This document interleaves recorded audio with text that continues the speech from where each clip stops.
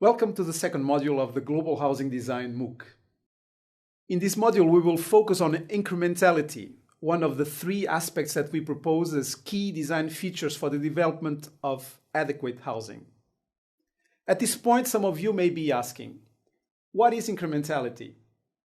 To try and make things clearer, let us unpack this unusual term. First, let us go to the dictionary. According to the Merriam-Webster dictionary, the adjective incremental means of, relating to, being, or occurring in especially small increments. For example, incremental additions or incremental change. In the context of housing design, incrementality is thus a concept used to describe projects designed to accommodate growth and change through time. In other words, rather than designing houses that are supposed to be fixed, incremental housing stands for those projects that consider the dynamic nature of dwelling practices. Over the past 2 decades, the concept of incremental housing has gained some momentum in housing design and scholarship. However, this is just a new concept to describe an old idea. Design approaches with the same goal have been around since the 19th century. Over these years, however, people call different names to similar approaches.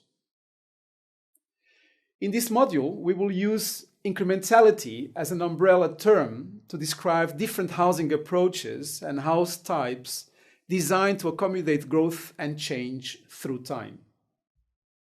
There are indeed a few other terms used to name this housing approach or these types of houses: growing, expandable, or evolutionary houses, aided self-help housing, and sites and services. While all these terms can be placed under the umbrella of incremental housing, they are not interchangeable. They mean different things in different historical moments. They all have in common, however, the fact that they gained popularity in times of economic hardship. In other words, incremental housing approaches usually coincide with times of scarcity of resources, fiscal austerity, or economic recession. Sometimes all of these combined. The idea of growing house, for example, was popular among urban planners and architects in Germany in the early 1930s. In the aftermath of the stock market crisis of 1929, the growing housing was a possibility to allow people to be self-sufficient, to build an affordable house and allow it to grow through time when the families had the necessary resources. Aided self-help was another concept that appeared in the period between the First and the Second World War. This was a time of severe housing shortages and political unrest. To try and mitigate these two societal problems, many governments developed policies to facilitate people's own initiatives in the development of their houses. This approach would become extremely popular after the Second World War as a strategy to provide housing for the poor in the developing world.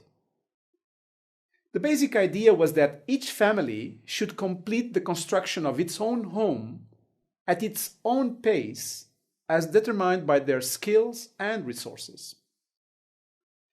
In the 1970s, a particular incremental housing approach called sites and services started being disseminated all over the world.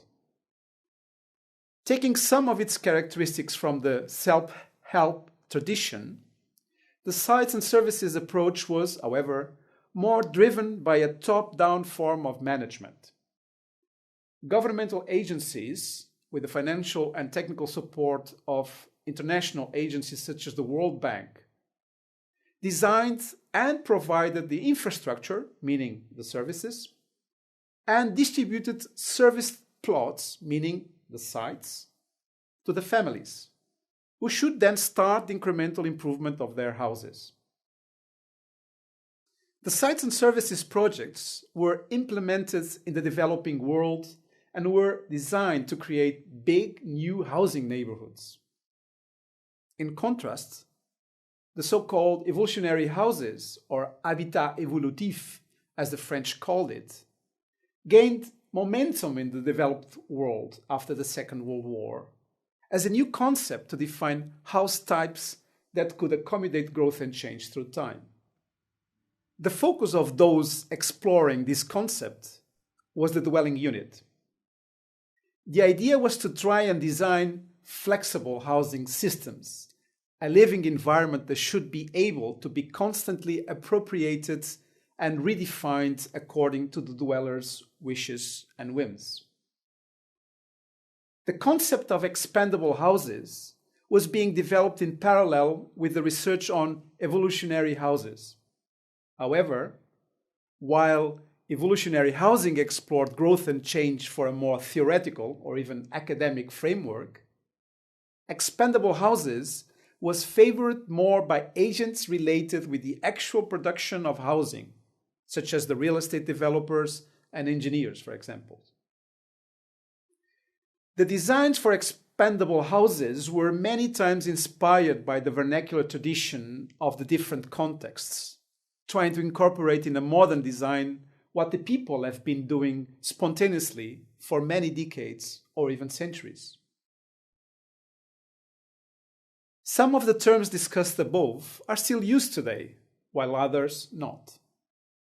Over the last 2 decades, incremental housing has been increasingly used as the preferred concept to define an approach to the design and development of houses that can accommodate growth and change over time. As the descriptions of the different terms mentioned above suggest, incrementality is a key feature for policymakers, urban designers, and architects interested in exploring the best possible trade-off between affordability, spatial quality, and social inclusion.